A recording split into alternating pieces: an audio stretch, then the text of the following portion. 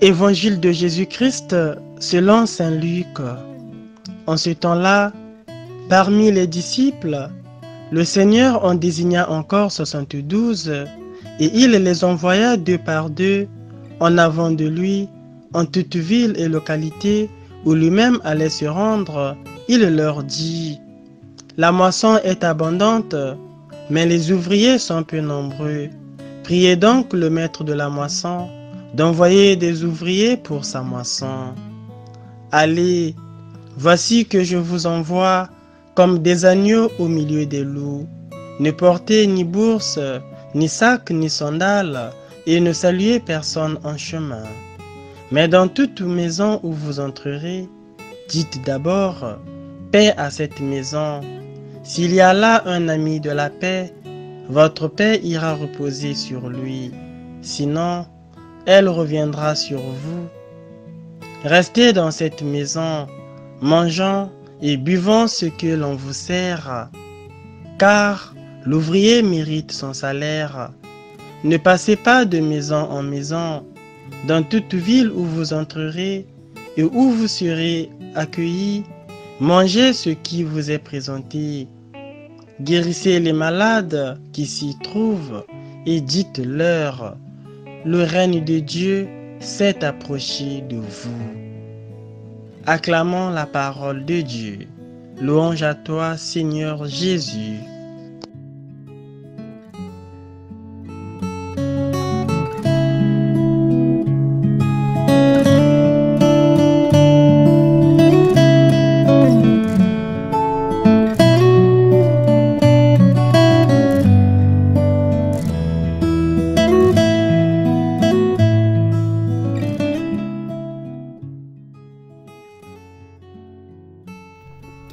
Le passage de l'Évangile que la liturgie nous propose aujourd'hui est connu comme le mandat missionnaire. C'est une invitation que Jésus adresse à chaque baptisé, représenté par les 72 disciples. L'évangélisation n'est pas l'apanage des prêtres ou des religieuses, mais l'engagement de tous les baptisés. Nous allons concentrer notre méditation de ce 14e dimanche du temps ordinaire de l'année liturgique C sur trois aspects. D'abord, l'invitation de Jésus à prier le maître de la moisson d'envoyer des ouvriers à la moisson. L'invitation est de prier, non pas pour que le Seigneur envoie d'autres personnes travailler à la moisson, mais pour qu'il donne à chacun de nous la force de nous engager à proclamer l'Évangile par notre vie. Le deuxième aspect concerne l'acceptation ou le rejet de cette proclamation. Le succès, chers frères et sœurs, n'est certainement pas acquis d'avance, mais face au rejet, le disciple est néanmoins invité à proclamer. Mais sachez que le royaume de Dieu est tout proche.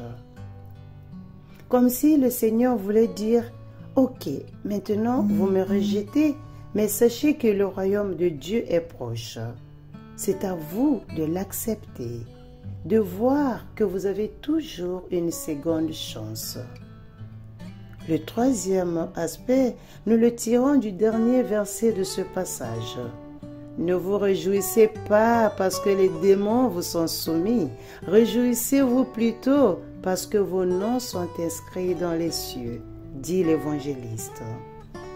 Jésus, par ses paroles, nous invite à ne pas focaliser notre attention et par conséquent la source de notre joie sur les succès que nous pouvons obtenir dans notre témoignage.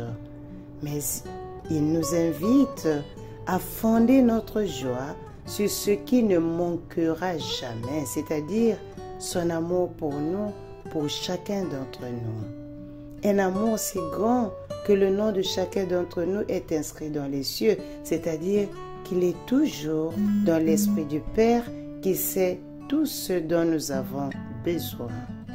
Que le Seigneur nous bénisse et surtout excellent dimanche à tous.